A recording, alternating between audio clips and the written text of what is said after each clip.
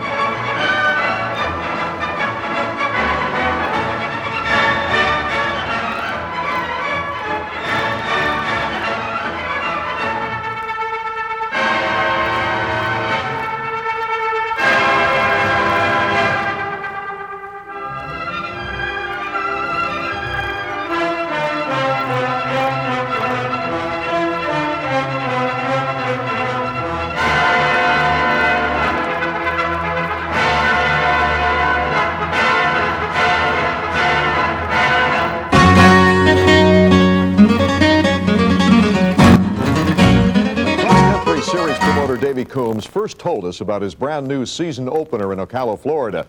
Motoworld producers said, hey, there's a lot going on in Florida that week. But then Davey read the list of competitors. Our cameras were on their way. Nearly 300 off-road riders, lured by the Bike Week magnet and the chance to race twice in 5 days, showed up for the National Cross Country Series opener. Actually, the sandy Florida track wasn't very cross-country-like. It was more like a 3-hour-long motocross, and a slippery one at that. Just look at the early leader, Kurt Huff, right there. Before the race, series champ Scott Summers had this prediction. Should be exciting racing for the people that are here, and yeah, the motocross guys are going to have an advantage. Now, taking that #1 plate away from Summers is the goal of Suzuki's designated cross-country hitter, Rodney Smith. Coincidentally, he's a former motocross star. I'll have an advantage, but I think everybody will. The course is really fast. It's not that technical. When you have those kind of conditions, you find a lot of even locals that can go fast. Off-road legend Larry Rossler, who turned 36 last week, is ready to trim his own schedule and teach new upstarts like Ty Davis such tricks as getting your helmet on without messing up your hair. There is, after all, no substitute for experience.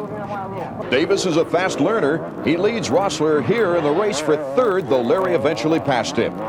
That became second place when Summers ran out of gas due to a leaky tank and fell into fourth. Number 207, privateer motocrosser Fred Andrews took the lead despite having to occasionally race through the trees. And he won easily despite a bit of a handicap. Had a little bike problem out at the second gas stop, and I was about a minute and a half ahead, and Summers started catching me, but my bike something was wrong with it. We stopped and put gas in it and checked it over, and we couldn't fix it, so I had to ride it like it was. And the top 5 in Ocala, Fred Andrews, Larry Rossler, Ty Davis, Scott Summers, and Rodney Smith.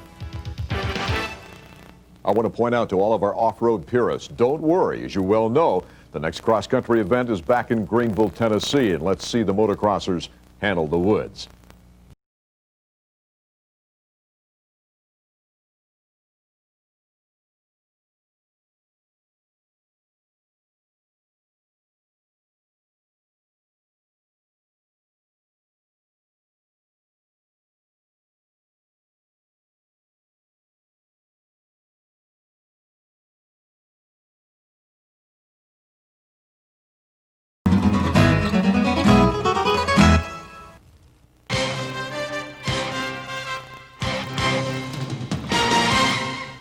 Welcome back. Question, what kind of field turned out for Sunday's AMA Hare Scrambles and Cross Country Championship round in Tennessee?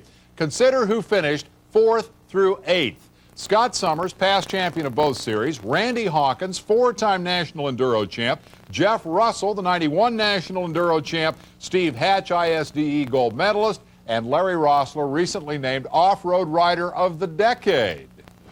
In other words, Czechoslovakian 6-days ace and proud papa Jan Brehor was up against some tough competition on his new U.S. ride. What do you think, sons? Is factory Yamaha going to be fast enough to whip all those heavy hitters?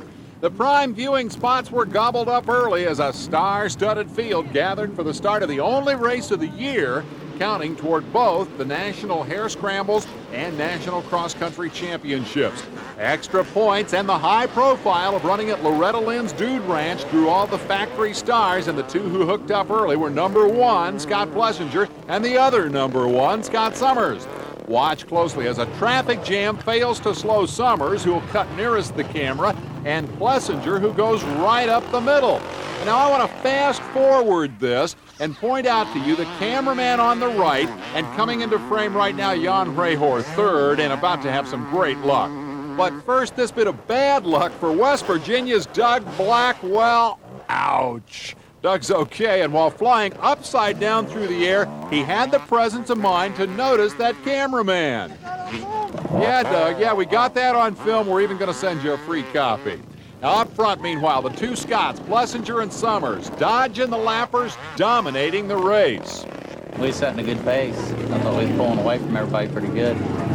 I was just following him, and then something happened to his bike, and I passed him. Indeed, Plessinger got away when a frustrated Summers stopped twice for pit-side repairs, then played catch-up. Still time. Let's go. Well, in fact, there was only time to work back to 4th place, and what was the problem? Chain guide came off. Rehor thus inherited 2nd spot, and that became the lead when Plessinger's quick-fill fuel can broke during a routine pit stop. Started dumping gas all over me and started burning me up. I circled back around, come into the pits again. They dumped water on me. It was still burning. I stopped over there from afraid. I lost about at least 2 minutes. And thus did Jan Rehor find the checkered flag first, but the victory celebration was almost premature. Hey, they don't do it this way in Czechoslovakia. In this race, the final checkpoint is after the checkered flag. Jan, the race isn't over till they mark that scorecard. Look at the finger-wagging lecture from the scorer. Jan's ride was uneventful except for one minor problem. Only with hands, little blisters. Little blisters for the winner, who had not a clue how he got around Plessinger. I did not see him. Maybe on the hill somewhere, or I don't know where. All right, congratulations, Jan. Here's your top 5, and we'll leave the last word on this race to the disappointed Scott Plessinger. I should have won this race. Should have been mine. Tough to lose him that way. Quick footnote, Jan Rehor's English is getting better. Apparently his Latin, too, is pretty good. You students of the Classic may know the phrase, he came, he saw, he conquered.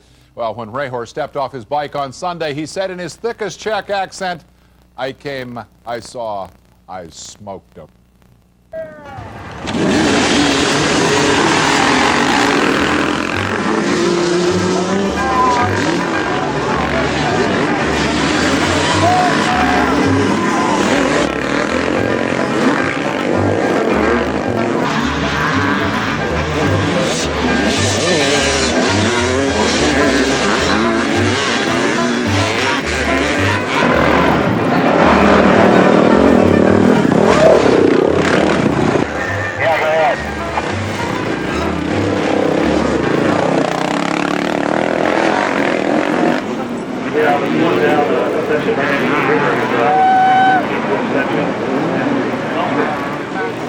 Getting deeper every lap, and I was going faster every lap, and I was just going a little bit too fast, I guess, and the bank swapped one way, the other way, and then over, and actually put a hole in the ground where my body hit. I hit so hard.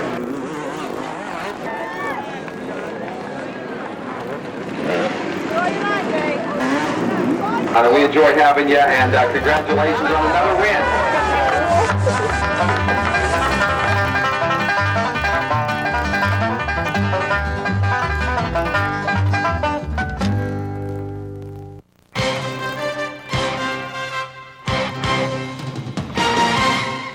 Welcome back. The AMA's National Championship Cross Country Series went to Boyers, Pennsylvania last Sunday without the defending series champ.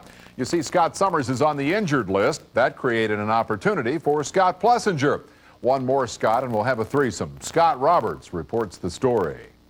The Keystone State is home for the next 2 rounds of the AMA National Cross Country Series.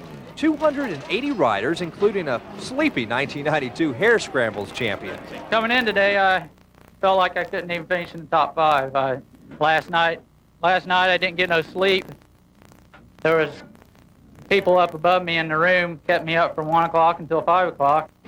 Czech Republic native Jan Rehor and part-time motocrosser Fred Andrews sitting here at the starting line knowing they've got to keep their three-race stronghold alive for Yamaha. Meanwhile, cross-country fixture and 92 champion Scott Summers, still nursing a neck injury, was absent from the start, saw him go 5 wide. Plessinger reluctantly taking the lead. Watch closely now as group number 2 kicks it in. Number 53, trying a bit too hard for the inside, falls to the ground as the bike shows its disapproval. First 28-minute lap had its share of lead changes. Eventually, Team Kawasaki's Doug Blackwell would set the example for the others.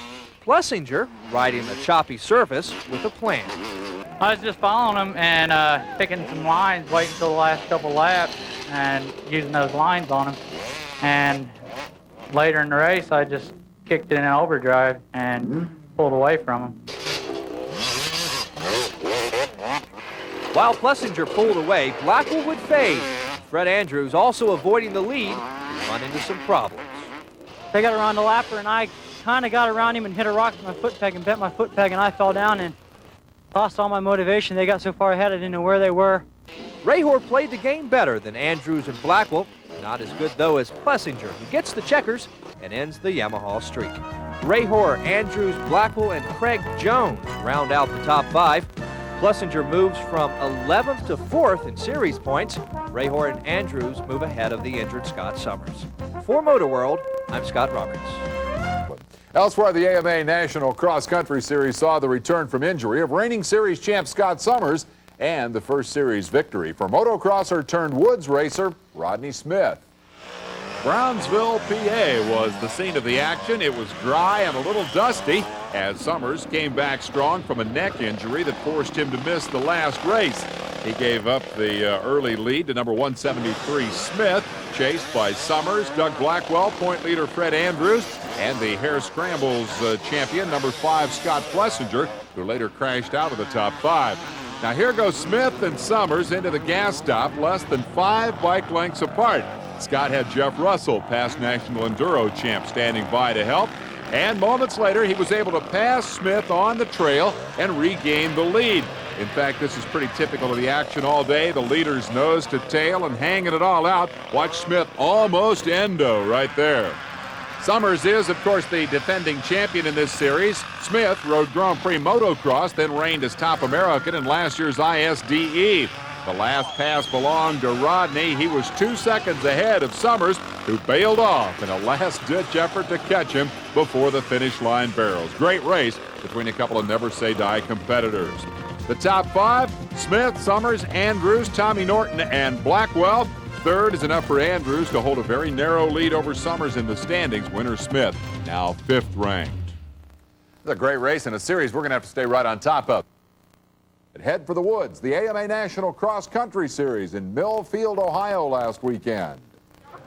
The green flag falls on. Are you ready for this? Round 6 of the AMA Wiseco Yamaha Yokohama Grand National Cross Country Series. Guys to watch are number 5 Scott Plessinger and number 2 Jan Rehor taking the shortcut through the trees. Rehor went to the front early. He is the series leader in this competition, but behind him comes Plessinger, the reigning champion in the AMA National Hare Scrambles Series. Look out, lappers. This was a 2-man race from the get-go. They ran about this far apart all the way down to the last lap, when we understand that Plessinger had to plow through a thorn bush and able to pull off the pass and win by 3 seconds over Rehor. Pretty dramatic finish as the checkered flag falls on Plessinger. He's trying to scramble back into contention. Rehor, however, was able to hold on to his championship series lead. There's the cork pop for this week's winner. Rehor still leading over his teammate Fred Andrews, who finished 4th on Sunday. Next round of that series, the one you've all been waiting for, the Blackwater 100, coming up June the 20th in Davis, West Virginia. Hello, everyone, and welcome to Motoworld. I'm Dave Despain with all the highlights of this week's great motorcycle action. And for starters, nothing can top the Blackwater 100, a wonderfully wild West Virginia adventure. You might think this event borders on motorcycle masochism, but it's obviously very rewarding. How else to explain the fact that this 100-mile charge through unbelievable terrain gets bigger every year? Scott Summers, twice a winner of this event, couldn't compete this year because of a broken wrist. So we stuck a microphone in his good hand and put him to work. Here's our Blackwater report from the three-time national cross-country champion. Thanks, Dave. I'm standing on Main Street in Davis, West Virginia. Every year, this town expands enormously as it hosts the infamous Blackwater 100. I can attest to the degree of difficulty of this event because I've ridden it for the last 7 years. But don't take my word for it. Let's go out there and check out why, for the 19th consecutive year, this race has been so popular. It's a tough, nasty race, and physical condition, mental condition, and all that's going to come into play. And it's also a fun race. I mean, you see sights here that you'll never see at another race. The man standing next to me knows what the toughest obstacle is. Dave, what is the toughest obstacle this year at the 93 Blackwater? Derelicts. The ATVs were the first to face the wild spectators who lined the course. They not only have to pick good lines along the course, they have to pick good lines around each other, as this guy demonstrates. At the end of the first lap, it was Bob Sloan, three-time Blackwater champion. He pulls to a stop, gets fresh goggles, and right behind Bob Sloan is Barry Hawk, hard charging. Turns around, looks like he wants fresh goggles, doesn't get them. As you can see, goggles very important along this year's Blackwater course. Spectators jumping in to help out. Obviously a very welcome relief to the riders who are probably pretty tired at this point. Here, Barry Hawk looks like he's gotten around Bob Sloan for the lead as they both demonstrate the correct way to get across the water. Their weight back with the throttle on. At the finish, it was Barry Hawk dominating the 500-plus rider field. Bob Sloan was second, the Holbert cousins, then Paris Massey round out the top 5. The first 3 rows of this year's Blackwater looked like who's who in off-road racing. First of all, there was Randy Hawkins, 4-time National Enduro champion. Jan Rehor, Czechoslovakian import. Mark Hyde, 4-time Blackwater winner. Dwayne Connor, factory Husqvarna rider, and then Tommy Norton, last person to win besides George Truly in 1990. The next 2 rows include off-road heroes like Larry Rossler, Ty Davis, and Fred Andrews as they exit the start. Going through the first water crossing, Tommy Norton shows how he won his first Blackwater, walking his bike through the water. This technique, not real popular amongst the fans, however very successful. Jan Rehor, the first person to try to ride his bike across the water, obviously has problems, as Randy Hawkins takes advantage of Jan's mistake and moves into second place. At the end of the first lap, Tommy Norton, riding a smaller 125, has to stop for fuel every lap. As he exits the pit, bam, Randy Hawkins takes advantage of not having to stop and takes over the lead. At the end of that lap, however, Randy has problems bending his shift lever. His mechanic Dale Stiegel frantically works to get it fixed. Fred Andrews, having passed 4 of the top riders in the last 2 laps, finds himself in second place. Watch Andrews here as he looks like a true trials rider, carefully placing his bike through the tight technical rocks. Along the course, it's important to make good decisions, choose good lines, keep the front end light. This rider doesn't. Randy Hawkins does, as he has no problem coming over the moon rock. Still, he's overtaken by ex-motocrosser Andrews, who rides better in the more open sections of the course. Andrews goes on to win his first ever Blackwater. Hawkins, an impressive second, followed by Norton, Jeff Russell, and Larry Rossler. I rode good, and one other thing I'd like to say, a lot of guys think the enduro guys, we're just enduro riders, but I hope today I showed that we can do more than just enduros. They say it's the toughest race. It is tough, but you just got to be smart and pick your lines good. And as long as you don't fall down and keep going smooth, I think that's what happened. I just caught him, and I just kept on being smooth. Didn't try too hard and didn't get overtired. For Motoworld, I'm Scott Summers reporting. Way to go, Fred Andrews. So is Scott Summers going to become a Motoworld reporter? Nah, he says he's going back to action in that series next month, playing catch-up after... Finally, it happens every year at this time. One of our video editors gets his hands on the Blackwater 100 tape and says, well, wow, man, you've left out a ton of good stuff. Let me make a music piece for the end of the show. Some folks just can't get enough Blackwater fun.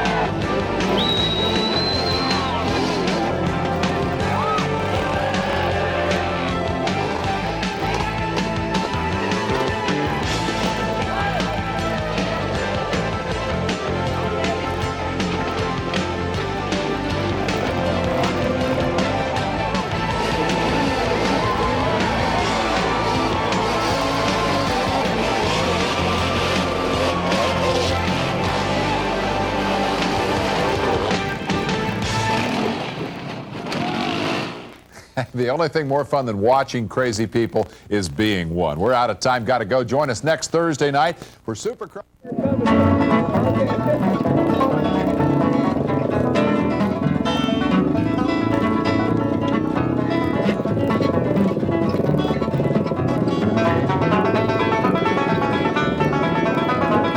Well, it wasn't supposed to rain down here.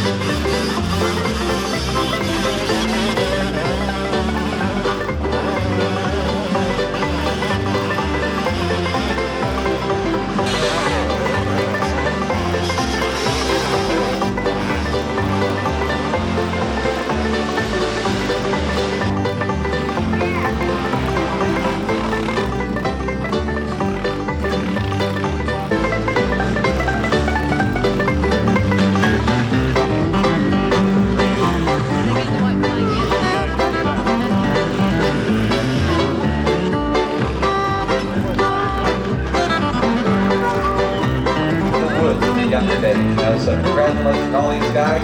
Are we spraying? There's nothing but he's spraying to do it for the camera. Give him a round of applause, folks. Harry Cunningham, Bernie Andrews, and Scott Summers. Congratulations, gentlemen, on our Hard Rock champions here today. And one step closer.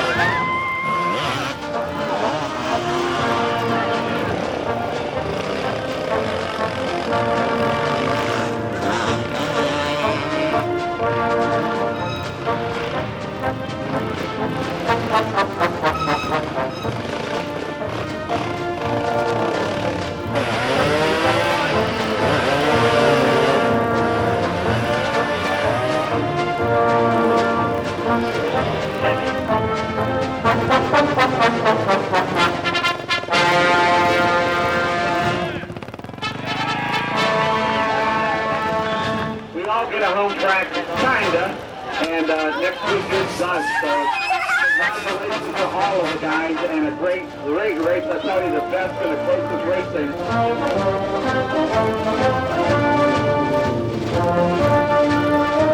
We spend a lot of money in the course of a year collecting motorcycle racing highlights from all over the country and all over the world, but sometimes there's no substitute for that guy out there in the woods with his high-8 camcorder. We take you to West Virginia for the deciding round of the AMA Cross Country Championship.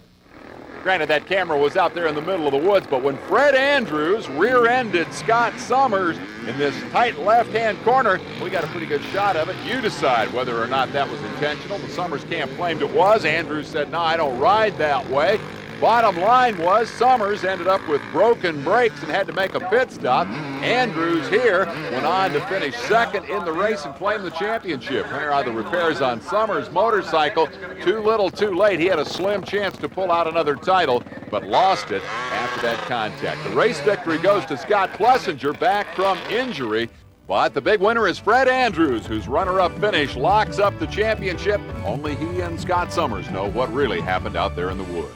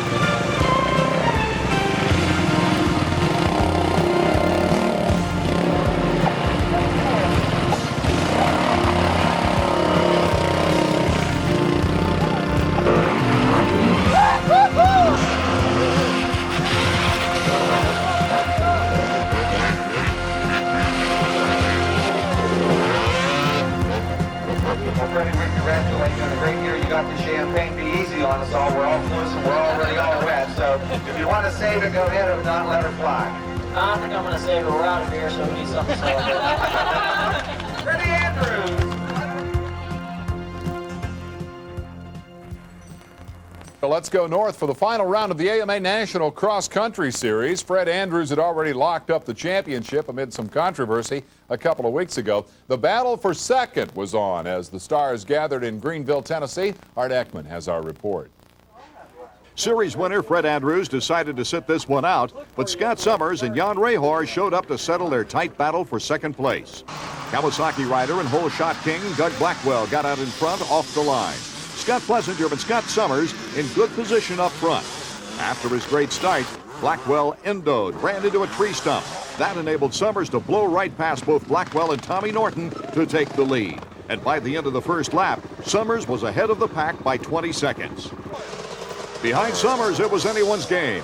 An exciting six-man battle, including Suzuki rider Steve Hatch. At the end of the second lap, Summers moved even further ahead, and Steve Hatch emerged as the strongest second-place contender.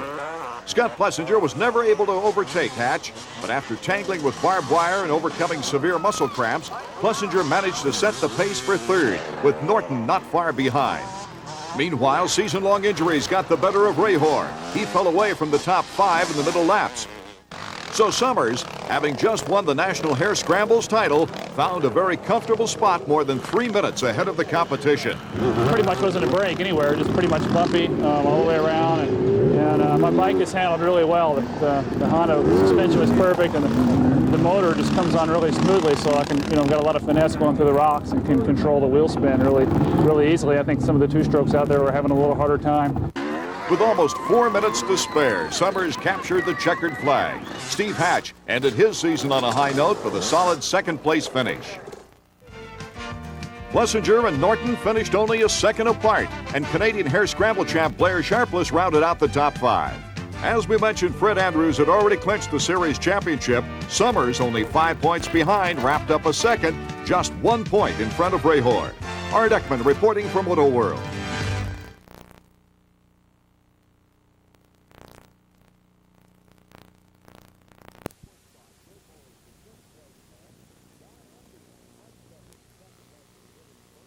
get comfortable with that motorcycle. Castro out back still taking it pretty easy on bike number 11. 18 years out of the saddle. He'll be taking no chances here today. Second time through the chicane, Aldana continues to build on that lead. Duhamel from third, frustrated, able to win it here a year ago, determined to do so again this year. He's got catching up to do as he sets his sights on Nixon. One fond memory of last year's inaugural of this race is Duhamel riding up behind Nixon and grabbing the handrail on the back of the seat and pulling himself by in the draft. Nixon already warned him this year. He said, Yvonne, you keep your hands off my motorcycle. Here's Jay Springsteen working on Phil Reed. That's fourth and fifth, and they're just a short ways behind the battle for second and third, which is currently Gary Nixon being pursued by Yvonne Duhamel across the start-finish line and down to the breaking point. And this is all happening a good distance behind the leader, Dave Aldana, who has taken this race by the neck and is shaking it thoroughly. He's gone almost the length of the first infield straightaway. Nixon a little bit squirrely under the brakes, perhaps giving up a spot here to Duhamel, who dives down to the inside. A side-by-side battle for second and third place. Reg Pridmore, now sixth, is up to challenge that group, and he's trying to make it 6 riders in a race for second, a long way behind Aldana as he works through the chicane. Duhamel now second, Nixon back to third. Springsteen is around Reed. He's up to fourth.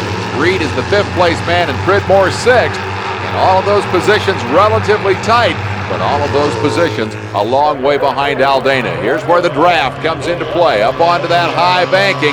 The 2 number 9s are at it again, and I think Springsteen's got a little motor perhaps on Nixon. He's able to go by on the outside and really didn't bother to use the draft very much. You see Gary duck back in behind Jay, but he too is a sitting duck for the pass by Phil Reed coming around the outside as they cross the start-finish line with 2 laps to go. 2 laps for someone to perform a miracle. It will take that at least to catch the fleeing Aldana. I don't believe Aldana has looked back. Yvonne is waving. Wait for us, Dave. But Dave's having none of it. Springsteen riding in that third spot, and there to challenge Yvonne again. That is a battle that dates all the way back to last year. Nixon in the 4th spot. Reed chugging along pretty impressively in 5th. For a guy who didn't expect to have to race when he got here, but rather to tour around and impress the fans, he's holding his own pretty decently. Here is the interval from the lead back to this battle for second, and I'm wondering if Jay Springsteen has done his arithmetic. By our tally, using the so-called Olympic or motocross style scoring system, combining finish positions from the 2 heats, by our tally, Jay Springsteen needs to pass Yvonne Duhamel and finish second to claim the overall. Here's Bart Markle. He's running in the back with Walter Zeller. A pitched battle among the 2 oldsters. Markle at age 58, Zeller at 68. Walter spotting Bart 10 years as they work through the International Horseshoe. Here is the key battle with a little more than a lap to go. Jay Springsteen chasing Yvonne Duhamel. Note that Duhamel has gone down on the apron, the flat area below the banking. Aldana has used that line to set some record times here. Yvonne is playing copycat as Jay Springsteen goes after the second spot across the start-finish line. Springsteen by perhaps a bike length as they enter the final lap, and that is the key position. If he can hold on to second spot, he will defeat Dave Aldana, number 13, for the overall win. Aldana can do nothing at this point but run away and try to win it. Here's Springsteen, then Duhamel, Nixon, Reed, and Pridmore in hot pursuit. But the key position is second. Springsteen has it, and Duhamel will try to take it back in the final half lap. The fans line the grandstand. There's Walter Villa, Don Emdy, the rest of the field making their final tour of this grand old speedway. And for the first time, we see Dave Aldana look back over his shoulder and marvel at the interval. I can't believe those guys are so far behind. He'll take it easy through the chicane. Don't throw it away now, David. That, of course, was the tradition of his long career. Get the lead, crash the motorcycle. Dave Aldana was the first racer I heard quote the famous line, "You don't know how fast you can go until you fall off." He's certainly gone fast here today. For the first time, he goes all the way up to the wall. He's run down on the apron throughout this race, Hey, wanted to get one view from up top here at Daytona before the checkered flag falls. Here's Duhamel after Springsteen, final lap. If he passes him, Aldana will win the race overall. If Springsteen holds him off, it's Springsteen's victory. Aldana looking back to see who's going to win it. Maybe he's done the arithmetic. Aldana wins the leg. Springsteen wins the overall with second place in the second race. Well, Aldana may have made that leg a runaway, but there was certainly drama all the way to the wire. Here are the stars, the legends of this BMW Battle of the Legends, saluting their thousands of fans who line the International Horseshoe, waving their hats, waving their hands, proud of Dave Aldana, Jay Springsteen, Yvonne Duhamel, Gary Nixon, and Phil Reed. Second five are Pridmore, Villa, MD, Anderson, and Riemann. And as you check the rest of the results, let's start getting the post-race comments. First from Roger Riemann.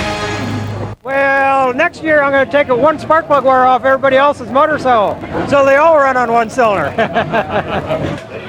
Did you have any sense of how far behind you they were? Were you looking back at all? No, I was afraid. I figured after the first race that they were all right on my tail, so I was afraid to look back, and I just kept going as fast as I could go until the last lap, and then I started to look back, and then I saw Jay and Yvonne having a heck of a race back. I'd see 17 in front, then I'd see number 9 in front, then I'd see 17 in front, and so they must have had a heck of a battle back there. But like I said, I was afraid to look back. I just kept looking straight and hoping that the checker flag would come quicker than it did. Dave showing his age a little bit. This was the battle that decided the outcome. Here's what Springsteen has to say about his race with Yvonne Duhamel. Aldana was gone, and we were back there racing as hard as we could go against each other back there, and he was just out there cruising by himself. You knew that you had to get around Yvonne to win the overall, I assume. No, I didn't. I just thought it was just like the main event, you just go out there and try to do the best you can and try to win it, Jay seemed like he was going better than last year because last year I had to wait for him a little bit, and this year I did. And like I said before, my machine was just a little bit slower. You saw the front straightaway, and Jay could draft me and pass me, but I could not pass him when I draft him. So that was a difference, I think, right there. And as you check the overall results, let's hear from fourth place Gary Nixon, who passed on the opportunity to blame his bike. I was really good. Like I was telling you at the test session, I was kind of sniveling about it, but hell, mine, they said the rev limiter was set for 7,500. I see mine 77 a couple of times. Flag got beat. Aldana got me off the line there, and kind of held second for a while, and Springer got by. I was glad to see that. And I didn't know Yvonne was right there, but I got sideways going into the horseshoe next last lap, trying to keep up with Springer, and I had to settle for fourth, which fourth means I got fourth, right? That's it, Red. Easy arithmetic. All right, Phil Reed, you were surprised at the ferocity of the competition. What did you think of this event overall? I think 101% really. I mean, the weather's great, the people are great, the BMWs are great, and the riders are too good. But I've learned a lot, the way they can really ride to the limit. But have fun. I say I wasn't prepared to stick my neck out that far. I've never ridden a BMW before or with a left gear shift, so it was a bit difficult. Difficult but enjoyable for Phil Reed. The rest of the rundown, Pridmore 6th, MD, Villa, Anderson, and Vesco. And rounding out the order, last man in the field, the man whose opinion I want most, Walter Villa.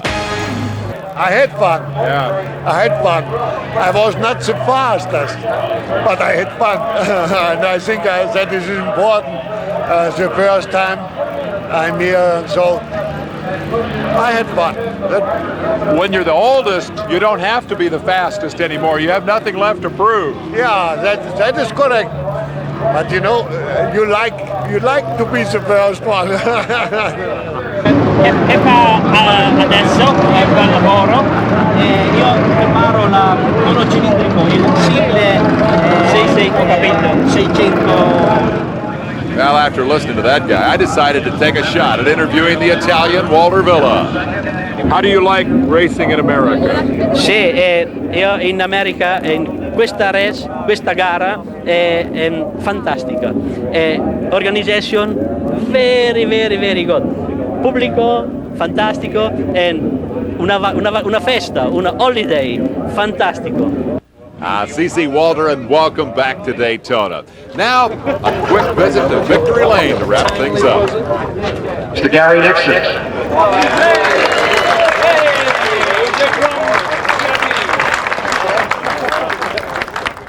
I had the fastest bike and I had the best brakes, and I got fourth. I had to think about it tonight. Indeed, all the legends will have much to think about, to dream about tonight, but the man with the